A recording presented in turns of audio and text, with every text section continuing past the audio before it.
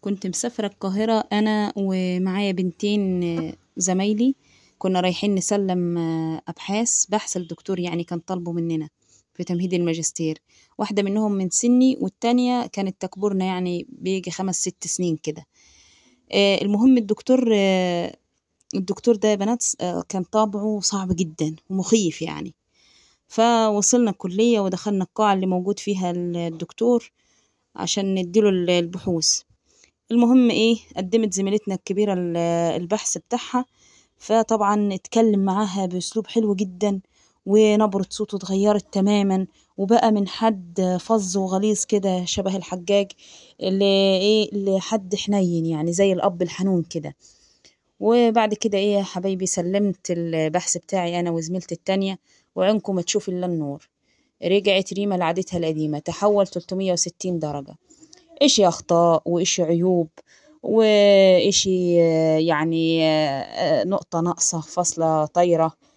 المهم النبرة اتغيرت 360 درجة، رغم إننا إحنا التلاتة الأفكار متشابهة يعني حاجات بسيطة مغيرينها مع بعض يعني.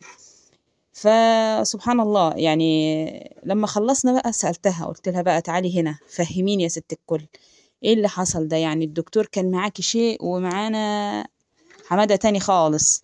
فالمهم قالت لي بصي، انا من ساعة ما ركبت القطر لحد ما وصلت وسلمت البحث وانا يعني حاطة في لساني هذا الدعاء. ايه يا ست الكل الدعاء؟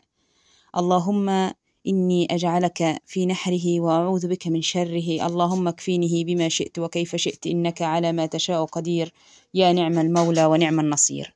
أهلا وسهلا حبيباتي، عدنا والعود أحمد، ولا يحلو الكلام إلا بذكر الحبيب محمد. اللهم صل وسلم وبارك على سيدنا محمد صلاة لا تعد ولا ترد ولا يعلم بفضائلها أحد. وحشتونا يا بنات والله من آخر فيديو. اللهم صل وسلم وبارك على سيدنا محمد. هو أنا مفروض عنوان الفيديو أطلع أولول على الفريزر اللي باظ، لكن قدر الله وما شاء فعل. الحمد لله على كل حال. حبيت أقول لكم الأول باركولي، وبعد كده نبقى أحكي لكم إن شاء الله في آخر الفيديو إيه أسباب الفريزر وإيه اللي حصل للفريزر التلاجة كلها يعني. الله المستعان، قدر الله وما شاء فعل. باركولي حبيباتي، الحمد لله بفضل الله أتممت 4000 ساعة مشاهدة، والحمد لله بفضل الله ربنا أرسل لي من يعاونني يعني، لأني أنا يا بنات على الله حكايتي في موضوع القناة لسه برضو ما تمكناش، لسه بندرس يعني. فهقول لكم كل شيء بإذن الواحد الأحد بإذن الله لأصحاب القنوات الصغيرة اللي حابين يعني اللي زي حالاتي، يعني أكلم الناس اللي زي حالاتي اللي واخدينها لقمة عيش وواخدينها يعني بجد، يعني إن هي حاجة بجد يعني. هقول لكم إن شاء الله كل شيء وخطوات كل شيء بالتفصيل بإذن الواحد الأحد، ومين برضو اللي ساعدني، بس طبعا نستأذن صاحب الأمر يعني. وبإذن الواحد الأحد يعني بإذن الله مش هتجدوا صعوبات بإذن الواحد الأحد. فأنا الحمد لله كده القناة بتاعتي اتقبلت فضلا من الله ونعمة، وشغلوا عليها الإعلانات يا بنات. فأنا كده يعني مش عايزة أقولها بس والله هقولها يعني علشان مها اللي بتقول نساعدك إزاي. يعني يا مها لو حابة تسيب الإعلان شغال وتسمعي للآخر بدون أن تتخطيه تقريبا ده اللي هتحسب لي يعني. فغير كده يعني دعواتكم برضو معانا، وحبيت تسمعوا الإعلان اسمعوه، ما تسمعوش عادي برضو، أنا ما أفرضش عليكم شيء. أهم شيء المعلومة توصل، وأهم شيء نقوي بعضنا، يعني إحنا بنستقوى ببعض. أنا نفسي كل البنات حبايبي اللي شجعوني ودعموني يا بنات، أنا قناتي سبحان الله يعني أنا ما فيش حد من العيلة نهائي هنا معاكم في القناة، يعني معارفي اللي في القناة يتعدوا على الإيد الواحدة، هم 4 يعني عشان أبقى صادقة. ويعني كلهم يعني باستثناء واحدة ولا حاجة كده من أصحاب الباقات يا حبايبي مش بيسمعوني إلا بعد ما يشحنوا. الله المستعان. فربنا يا رب يكرمهم ويوفقهم، بس أنا عارفاهم معايا قلبا وقالبا، وزي ما حبايبي اللي معايا بيشجعوني أو أول ما الفيديو ينزل قلبا وقالبا برضو. فيعني أنا حالتي ممكن تطبقوها كده على أي حد يعني يجد صعوبة. أنا دخلت اليوتيوب ولا أعرف أحد في اليوتيوب نهائي، فاللهم لك الحمد ولك الشكر. ربنا أرسل لي من يعني يسمعني ومن يحبني ومن يدعو لي في ظهر الغيب، وأنا أحبهم وأدعو لهم في ظهر الغيب برضو، حبايبي كلكم أقسم بالله. فخلصت الموضوع يا بنات، باركولي الحمد لله كده بقينا يوتيوبر رسمي نصبه كده يعني. اللهم لك الحمد ولك الشكر، حمدا يليق بجلالك وجمالك وكرمك.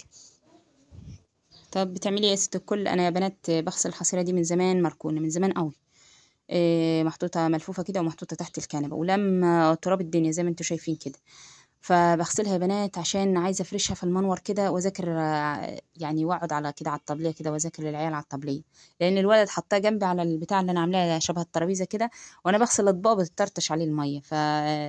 في مأساة احنا، يا ماما الميه يا ماما الميه. المهم ايه، فقلت لا يا بت، نفرش نفرش الحصيرة على الأرض، وبرضه هو اسمه منها وإليها نعود، ونقعد كده. والبساط أحمدي. شفت يا بنات اللي نازل من الحصيرة ده، ولما تكبي عليه المية كده، أهو شبه قلوبنا بالظبط لما ننزل عليها القرآن. القرآن يا بنات بيغسل قلوبنا زي المية كده بتغسل الحصيرة. يعني حتى لو ما حفظناش القرآن، يعني الحصيرة مش ماسكة المية، بس منزلة اللي جواها بقى. القرآن كذلك يا بنات، اجعلوا ورد لكم يومي حتى ولو 10 آيات.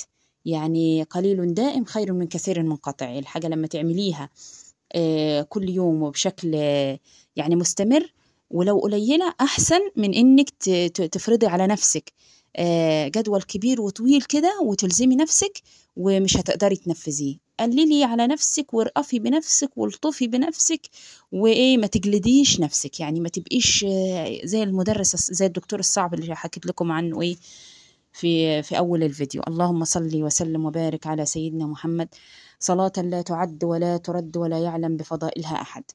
أسأل الله العظيم رب العرش العظيم أن يجعلنا من القرآن وأهله، وأن يشفع فينا القرآن يا رب، ببركة سيدنا محمد صلى الله عليه وسلم.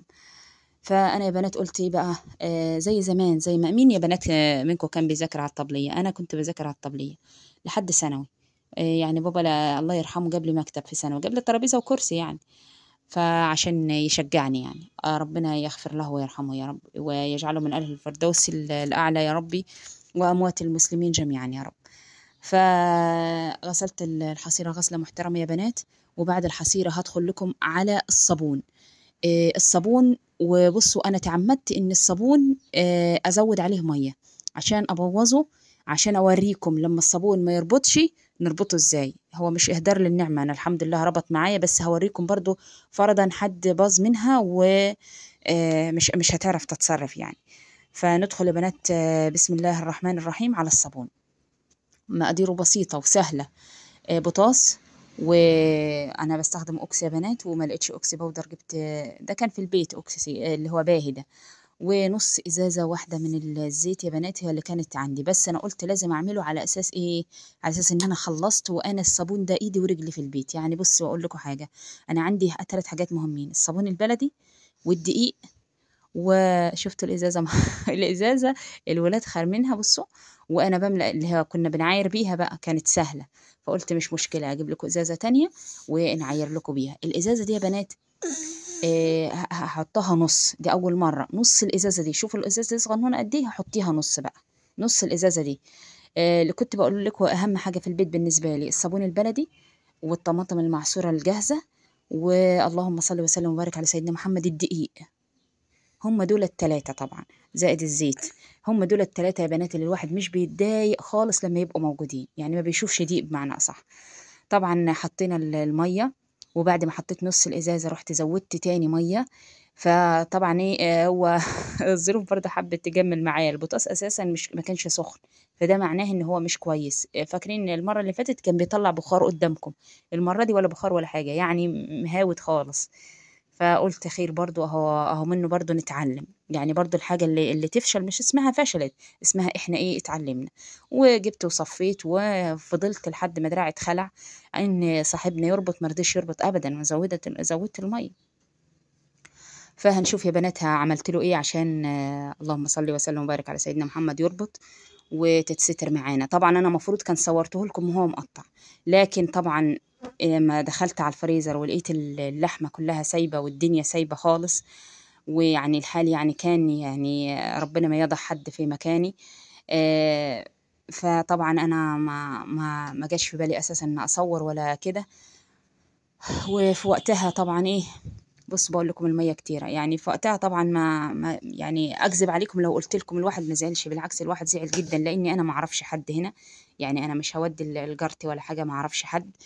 وطبعا زوجي ما كانش موجود، هو بينزل اجازه، الاجازه بينزلها البلد، عندنا اشغالنا وعندنا مصالحنا بيتابعها هو، يعني عندنا ناس بتراعي مثلا حاجه لينا كده بتاع ارضنا وبيتنا وحالنا، فهو بينزل يعني، لكن انا ما بنزلش. ف...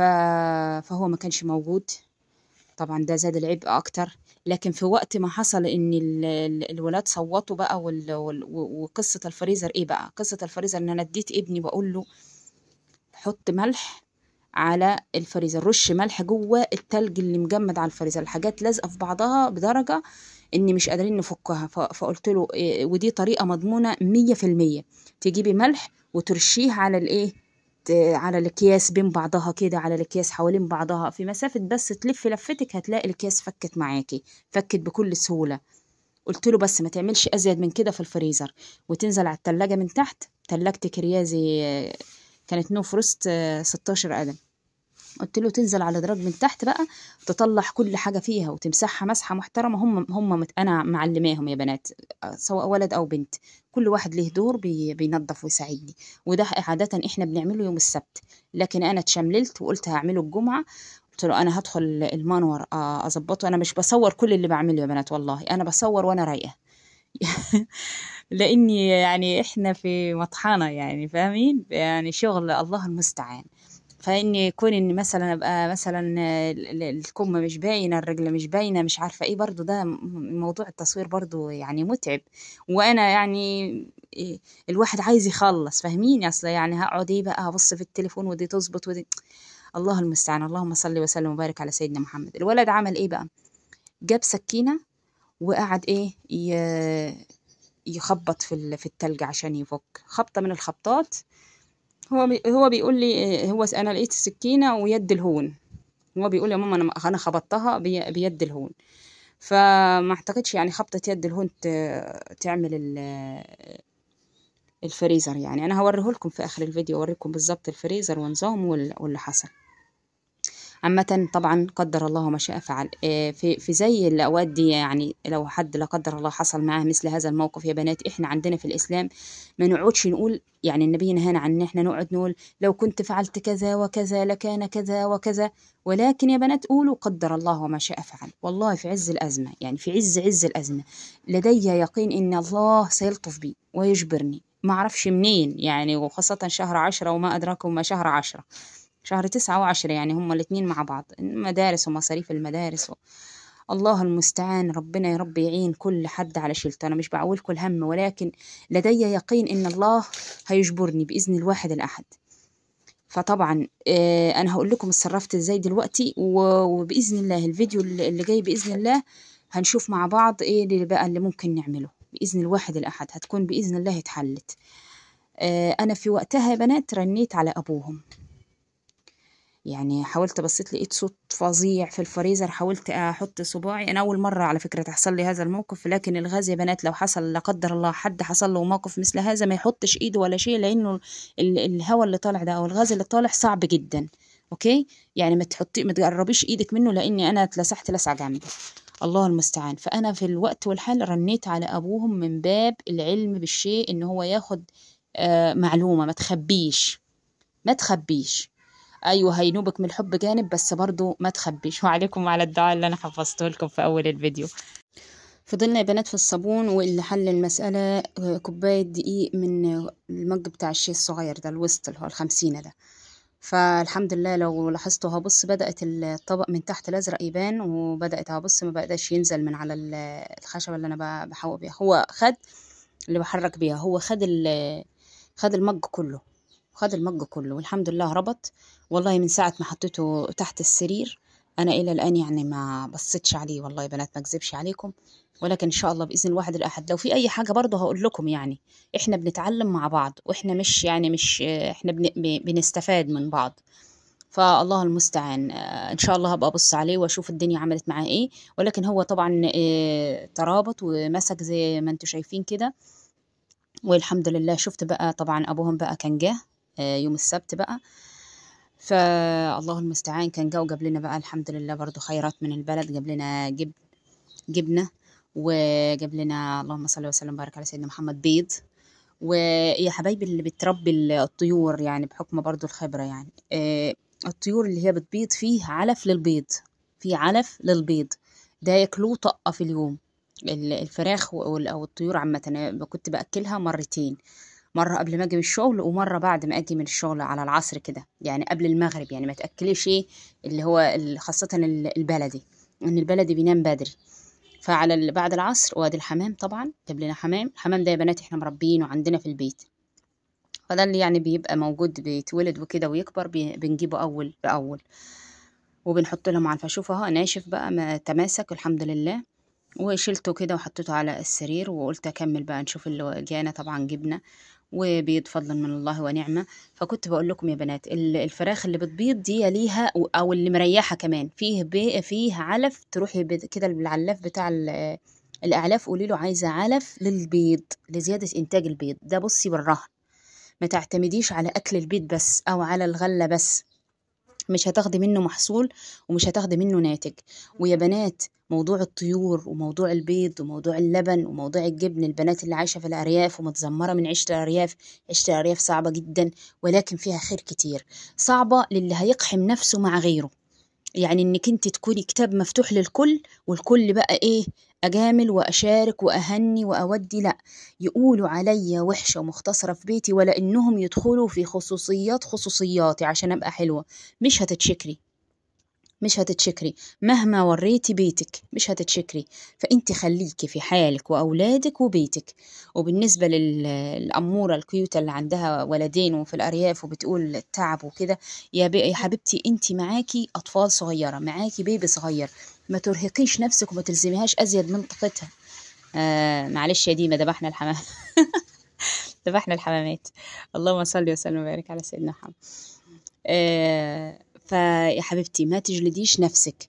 منين عندنا في الإسلام حاجة قبل أي نظريات وقبل علم إدارة الوقت وقبل أي حاجة، عندنا حاجة: اغتنم فراغك لشغلك. انت عندك وقت فاضي، أقوم ألقط فيه أي مصلحة بقى، أي مصلحة حلوة كده.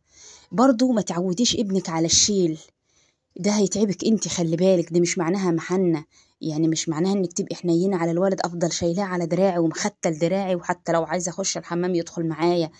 لا، الولد اكليه وشبعيه ونضفيه، تمام، وعوديه يعتمد على نفسه من صغره، تمام. فايه ما تخليش الولد، برضو الاولاد ثقل عليكي، بالعكس. الولد لو هو كبير شوية كده يساعدك على قد مجهوده، وبرضه في ديلك. يعني ما تسيبيش ولادك في الشارع وتقولي عشان انا اخلص اللي ورايا، لا، ولادك يبقوا معاكي. شفتوا يا بنات ده اللحمه طبعا دخلت عليها، ما قدرتش استحمل ازيد من كده، خاصه ان انا جيت احط الحمام في التلاجة فلقيت الدنيا ايه يعني سايبه. والتلج اللي كانت لما التلجة اللي ما كانتش راضيه تتكسر طلعتها بقى. شوفوا بسم الله ما شاء الله، الفريزر كبير، يعني شوفوا مسافه البتاع دي، طول التلجة دي، يعني بسم الله ما شاء الله كبير. فالله المستعان، قدر الله ما شاء فعل. فيا حبيبتي اللي عندك أطفال ما تجلديش نفسك، اغتنم فراغك لشغلك. وقت الفراغ اللي انت قاعدة فيه اشتغلي فيه، واغتنم صحتك لمرضك. الوقت اللي انت بصحتك وقادرة ادي. وطبعا عمر البيوت ما هتستكفى، وعمر المصالح ما هتخلص، وربنا يا رب يديم علينا الشغل ونعمة الشغل. كان في ست كبيرة حلوة كده بتقول ايه: ربنا يكفينا شر كفية المواعين. لما تغسلي المواعين كده وتكفيها ومفيش حاجة تطبخيها، ما هي مكفية بقى على طول، هتبقى قاعدة نظيفة مفيش حاجة. لكن لما ربنا يبعت رزق ونطبخ ونحمد ربنا ويزيدنا ويبعت تاني ونطبخ ونحمد ربنا، دي حاجة حلوة يا بنات.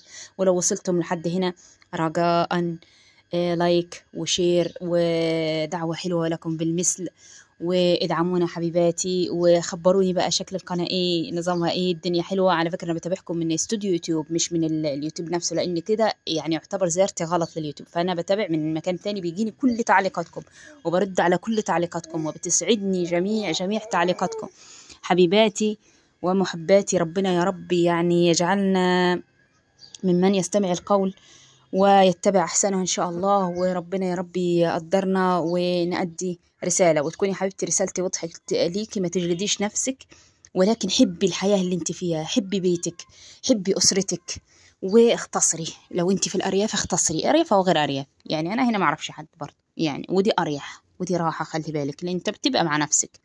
وتعالوا يا بنات أوريكم الفريزر بقى يا بنات. بصوا الفريزر، بصوا مساحته قد إيه. يعني تشوفوا الخبطة اللي فيه دي، يعني ده ما أعتقدش يد هون. هو الولد خاف يقول سكينة، بس قدر الله ما شاء فعل، لعله خير. هنشوف الدنيا هتتعمل ازاي وهتمشي ازاي، وهبلغكم برضو. وربنا يا رب إن شاء الله يلطف بينا فيما جرت به المقادير، ويرزقنا من الخير عاجله وعاجله، ما عاجله وآجله ما علمنا منه وما لم نعلم، ويرزقنا من حيث نحتسب ومن حيث لا نحتسب. وصلى اللهم وسلم وبارك على سيدنا محمد وعلى آله وصحبه وسلم صلاة لا تعد ولا ترد ولا يعلم بفضائلها أحد. إلى لقاء حبيباتي، إلى لقاء.